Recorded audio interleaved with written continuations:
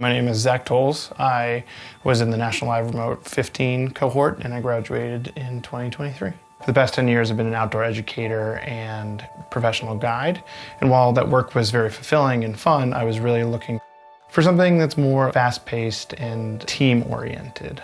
Software development kind of seemed like the best bet. Tech Elevator caught my attention due to its track record, but also the ability to apply online and see if I was even a match before starting the program. I would say the application process is easy. It's a mini aptitude test. There was then an application I filled out. I had an interview with an admissions coordinator, and then I took a longer form aptitude test.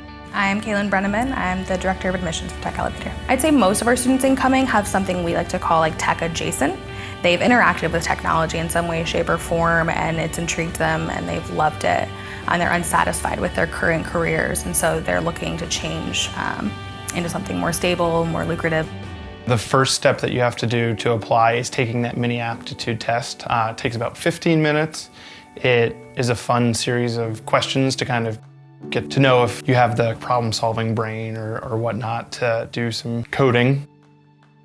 I was an outdoor educator for 10 years, so kind of pattern recognition and logical puzzles isn't something I had to do. Day to day I was more concerned with, is the knot tied right? A lot of people don't believe that this is something that they can do. They don't believe that they're smart enough. They don't believe that they have the experience necessary. They don't believe they can get the job. So it's a lot of coaching. It's a lot of giving examples and highlights and student stories, reassuring them that they most likely are smart enough, and we have a very predictive aptitude test. I actually found it to be a lot simpler than I thought. Most individuals have an innate ability to problem solve and see patterns in recognition. This is part of my brain that I maybe haven't used in a long time, but I want to remember and re-engage that part of my brain. The interview process, I think, was actually one of my favorite parts. Talking to someone who just really wants to get to know you and really wants to get to know what makes you tick. What are your interests? What are your hobbies? It's not just gathering names, emails, and phone numbers, and maybe a resume. It's what makes you, you, and they want to really understand that.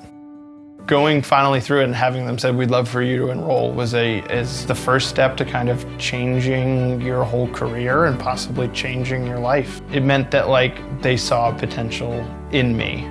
You get to see these people from all walks of life and different socioeconomic backgrounds who otherwise probably never would have met, sit next to each other and become friends forever. It's really a full life cycle of commitment to changing a career, not just learning a new skill. During the program, there was a number of us that actually went up to Lake Charlevoix, which is in the UP of Michigan, and actually spent a weekend together. We're actually meeting up again. We're kind of all coming into Cleveland to celebrate this great accomplishment that is kind of finishing Tech Elevator. This whole process has taught me that I'm able to control my kind of own professional destiny now.